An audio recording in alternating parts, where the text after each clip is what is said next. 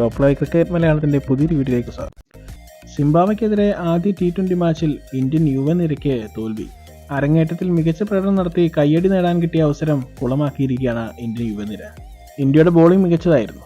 115 റൺസിന് Zimbabwe ഒതുക്കിയെങ്കിലും India 13 റൺസിന്റെ തോൽവി ഏറ്റുവാങ്ങിയായിരുന്നു. ആദ്യ T20 മാച്ചിൽ അരങ്ങേറ്റക്കാരായ അഭിഷേക് ശർമ്മ റൺസൊന്നും എടുക്കാൻ കഴിയാതെ പുറത്താകുകയായിരുന്നു. കൂടാതെ റിയാൻ പരാഗ് 2 റൺസും ധ്രുവ് ജുറൈൽ 6 റൺസും എടുത്ത് പുറത്താവുകയായിരുന്നു. സിംബാബ്വെ ക്യാപ്റ്റൻ സിക്കന്ദർ റാസ 4 ഓവറിൽ 25 റൺസ് വഴങ്ങി 3 വിക്കറ്റുകൾ പിടിച്ചു. നാളെയാണ് T20 പരമ്പരയിലെ രണ്ടാം മത്സരം. 5 T20 മത്സരങ്ങളാണ് ഈ പരമ്പരയിലുള്ളത്. ആദ്യ ജയത്തോടെ സിംബാബ്വെ ഈ പരമ്പരയിൽ മുന്നിലെത്തിയിരിക്കുകയാണ്. ടോസ് നേടി ആദ്യം ബാറ്റ് ചെയ്യാതെ ബോളിംഗ് എടുത്ത ശുഭ്മാൻ ഗില്ലിന്റെ തീരുമാനം തെറ്റാവുകയായിരുന്നു. സിംബാബ്വെ എന്ന ടീമിനെ വില കുറച്ച് കണ്ടതും IPL മൈൻഡ് സെറ്റിൽ ബാറ്റ് ചെയ്തതുമാണ് ഇന്ത്യക്ക് വിനയായത്. കൂടാതെ സമ്മർദ്ദ സാഹചര്യത്തിൽ എങ്ങനെ ബാറ്റ് ചെയ്യണമെന്ന അനുഭവ സമ്പത്തും ഇല്ലാത്തത് പരാജയ കാരണമായി എന്ന് വേണം പറയാൻ.